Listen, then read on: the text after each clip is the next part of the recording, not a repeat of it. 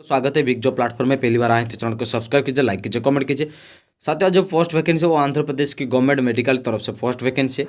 ये जो जॉब जितने सारे स्टूडेंट इंटरेस्ट है अप्लाई करने के लिए वो अप्लाई कर सकते हैं। अब छोटी सी एक बात आपको डिक्लेरेशन करना चाहूँगा साथियों कि ये जो फॉर्म जो पोस्ट वैकेंसी है वो है आंध्र प्रदेश की तरफ से पोस्ट वैकेंसी। इसमें जो टोटल पोस्ट वैकेंसी है वो है 208 पोस्ट वैकेंसी। जो भी स्टूडेंट है इंटरेस्ट है अप्लाई करने के लिए तो अप्लाई कर सकते जाती हो।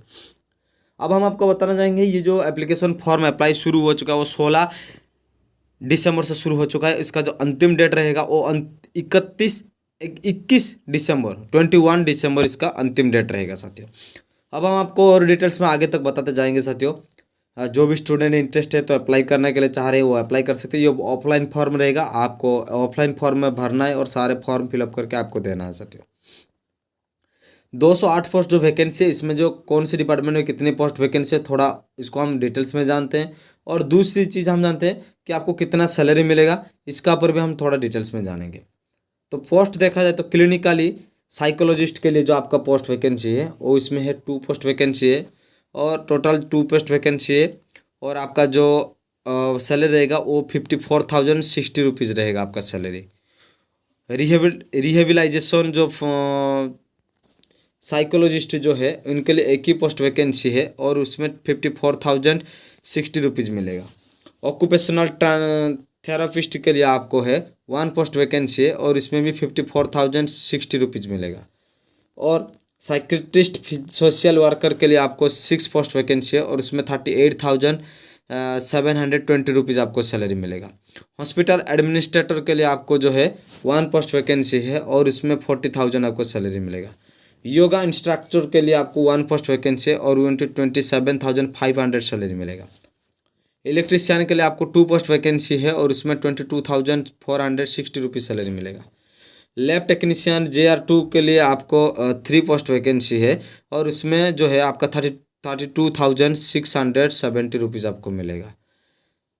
एनेस्थेसिया टेक्नीशियन के लिए आपको जो है 2 पोस्ट वैकेंसीज आती है उसमें 34,580 रुपीज़ मिलेगा। ECG जो टेक्नीशियन के लिए आपको 2 पोस्ट वैकेंसी है उसमें 34,580 रुपीज़ सैलरी मिलेगा।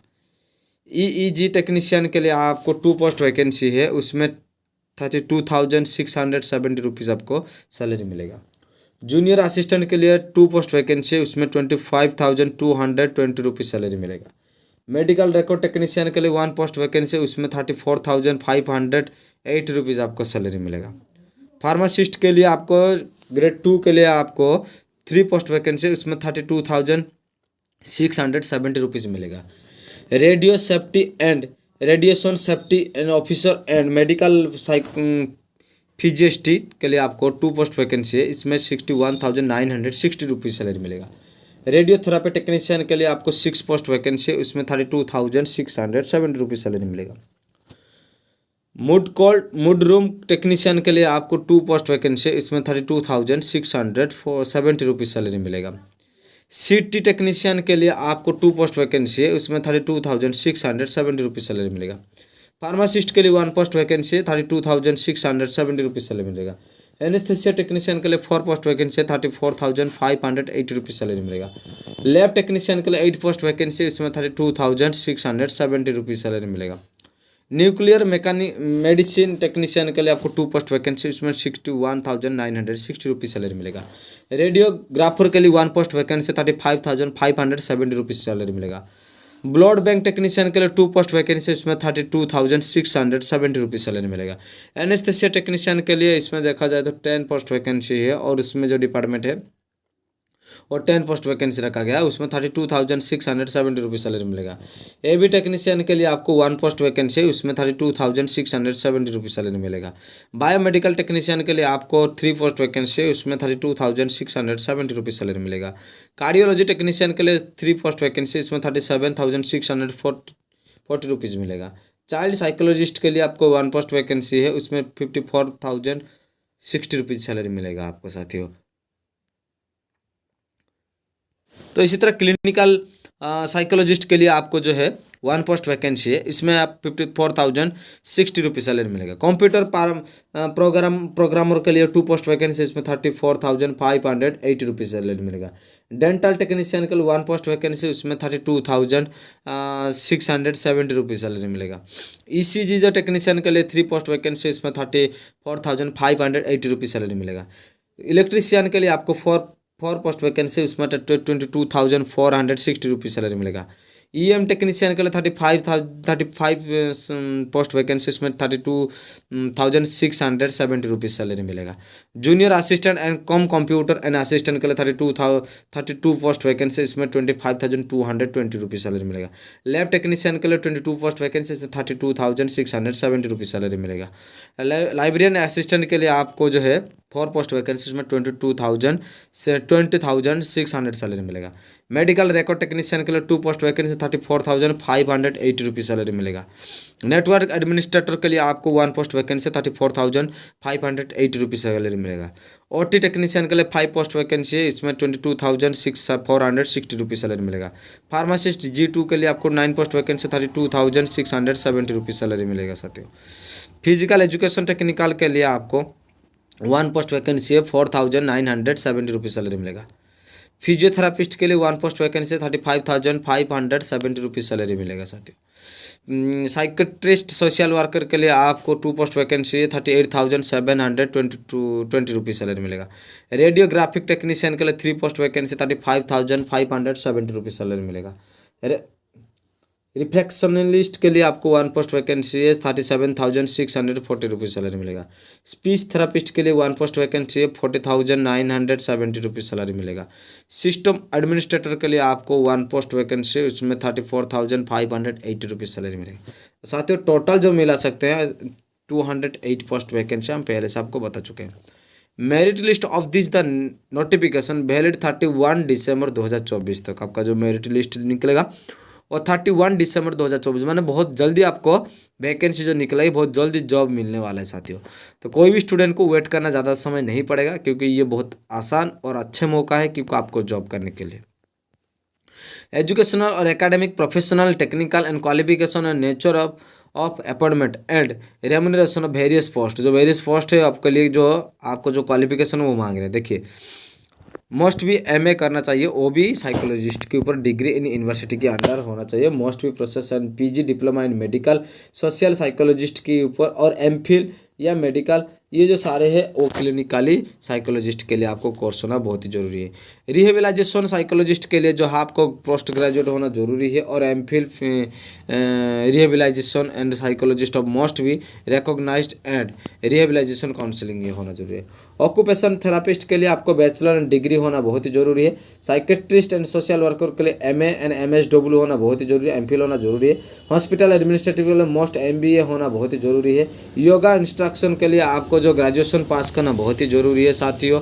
और जो इलेक्ट्रिशियन के लिए आपको जो है मोस्ट भी diploma and electronic engineering pass करना बहुत ही जरूरी है। ITI पास कर चुके हैं तो भी स्टूडेंट अप्लाई कर सकते हैं, इसमें कोई भी दिक्कत नहीं है। और ECG जो टेक्नीशियन के लिए मोस्ट भी जब BSc ECG and BSc ECG आपको पास करना बहुत ही ज़रूरी है। और EEG टेक्नीशियन के लिए आपको जो डिप्लोमा एंड EEG आपको पास करना बहुत ही आवश्यकता है। जूनियर असिस्टेंट के लिए आपको ये बैचलर डिग्री पास करना बहुत ही ज़रूरी है। मेडिकल रिकॉर्ड टेक्नीशियन के लिए आपको जो है मेडिकल रिकॉर्ड टेक्नीशियन की कोर्स करना बहुत ही ज़रूरी है। Radiation safety and officer and medical psychologist के लिए आपको MSc एंड ये सारे चीज़ पास करना बहुत ही ज़रूरी है। मूड रूम ऑफ टेक्नीशियन के लिए मूड रूम टेक्नीशियन के लिए आपको जो पास करना है वो 10th और 12 पास करना बहुत ही ज़रूरी है, जिससे आपको केमिस्ट्री और मैथमेटिक्स और फिजिक्स केमिस्ट्री बायोलॉजी के ऊपर कोर्स कर चुके हैं तो भी आपको 50% मार्क होना बहुत ही ज़रूरी है, फिर जाके आपको सिलेक्शन किया जाएगा। और सिटी टेक्नीशियन के लिए जो है आपको mostly processing and diploma and BSc science pass करना बहुत ही ज़रूरी है। और फार्मासिस्ट JR2 के लिए आपको mostly SSC and D form and B form करना बहुत ही ज़रूरी है साथियों। और जो एनेस्थेसिया टेक्नीशियन के लिए आपको जो है टेक्नीशियन एनेस्थेसिया के लिए आपको 2 पोस्ट आपको वैकेंसी रखा गया है। 2 इयर्स की डिप्लोमा इन कोर्स होना बहुत ही जरूरी है। लैब टेक्नीशियन ग्रेड 2 के लिए आपको जो है DMLT और BSc CMLT पास करना बहुत ही ज़रूरी है। मैक्सिमम आपको percentage the secure of any of the above आपको पास करना बहुत ही आवश्यकता है। और न्यूक्लियर मेडिकल टेक्नीशियन के लिए आपको जो पोस्ट वैकेंसी है वो है MSc डिग्री एंड जो न्यूक्लियर फिजिक्स के लिए आपको पास करना बहुत ही जरूरी है। और रेडियोग्राफर के लिए आपको इसी तरह पास करना है। ब्लड बैंक के लिए भी डिग्री ऑफ आपको 2 ईयर के एक्सपीरियंस होना बहुत जरूरी है। ऑडियो विजुअल टेक्नीशियन के लिए आपको MCA और BTech पास करना जरूरी है। और बायोकेमिकल टेक्नीशियन के लिए आपको डिप्लोमा पास करना और डिप्लोमेटिकली इंजीनियरिंग पास करना जरूरी है। और कार्डियोलॉजी टेक्नीशियन के लिए आपको BSc डिग्री पास करना बहुत ही जरूरी है, 2 साल की एक्सपीरियंस। और चाइल्ड साइकोलॉजिस्ट के लिए आपको MA और PG डिप्लोमा पास करना बहुत ही ज़रूरी है। कंप्यूटर प्रोग्रामर के लिए आपको BTech और IT पास करना बहुत ही ज़रूरी है। MCA पास करना बहुत ही। डेंटल टेक्नीशियन के लिए आपको मोस्ट भी ये सारे चीज़ पास करना जरूरी है, जैसे डेंटल मेडिसिन मैकेनिक कोर्स करना जरूरी है। और इलेक्ट्रॉनिक JR के लिए आपको पास करना जरूरी है, मोस्ट भी SSC और ITI पास करना जरूरी है। और एनर्जिक मेडिकल टेक्नीशियन के लिए आपको BSc एमर्जिंग टेक्निकल टेक्नोलॉजी पास करना जरूरी है। Junior assistant and camp and under assistant के लिए आपको पास करना बहुत ही जरूरी है। लैब टेक्नीशियन के लिए आपको पास करना जरूरी है साथियों।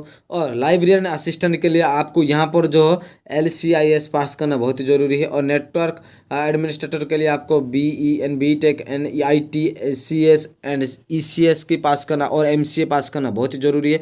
और graduate computer science and IT पास करना बहुत ही जरूरी है। 3 ईयर के एक्सपीरियंस होना जरूरी है। OT टेक्नीशियन के लिए आपको डिप्लोमा पास करना, मेडिकल पास करना बहुत ही जरूरी है। और फिजिकल एजुकेशन ट्रेनर के लिए आपको diploma and degree and physical education pass करना जरूरी है। और साइकोथेरापिस्ट के लिए आपको मोस्ट भी ये बैचलर डिग्री पास करना जरूरी है साथियों। तो साथियों इसी तरह जो है आपको पास करना है। और रेडियोग्राफिक टेक्नीशियन के लिए भी पास करना जरूरी है।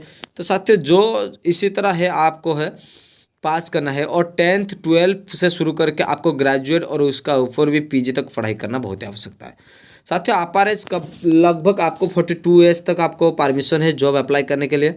इसका नीचे से आप अप्लाई 18 साल से ऊपर से अप्लाई कर सकते हैं, लेकिन आपको 42 पर अप टू डेट क्यों दिया गया है, क्योंकि अपर एज जो है वो लगभग उतने देर तक आपको अप्लाई कर सकते हैं, लेकिन 43 हो जाएंगे तो अप्लाई नहीं कर सकते। लेकिन कुछ कंडीशन में अप्लाई कर सकते हैं, कुछ कंडीशन में अप्लाई कर सकते हैं। जैसे क्या, SC ST OBC EW category के लिए 5 साल एक्सटेंशन किया गया है।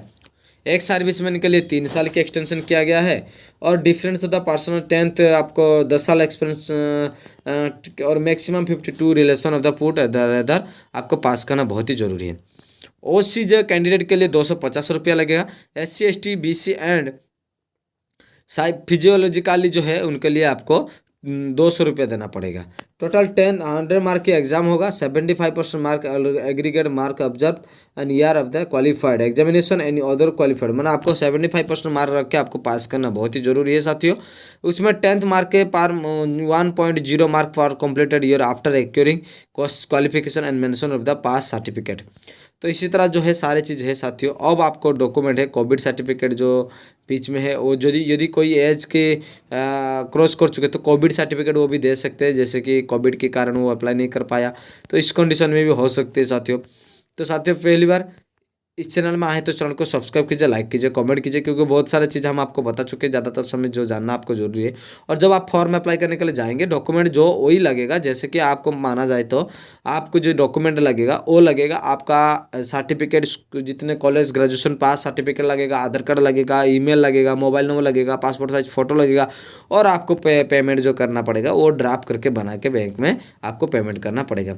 तो साथियों पहली बार इस चैनल में आए तो चैनल को सब्सक्राइब कीजिए, लाइक कीजिए, कमेंट कीजिए, क्योंकि आपकी छोटी सपोर्ट मुझे बहुत मोटिवेशन देती है। और मैं उम्मीद रखता हूँ कि आपकी जल्द जॉब हो जाए और ये खुशखबरी मिल जाए जल्दी। भगवान करे आपको आगे जल्दी बढ़ाए। धन्यवाद।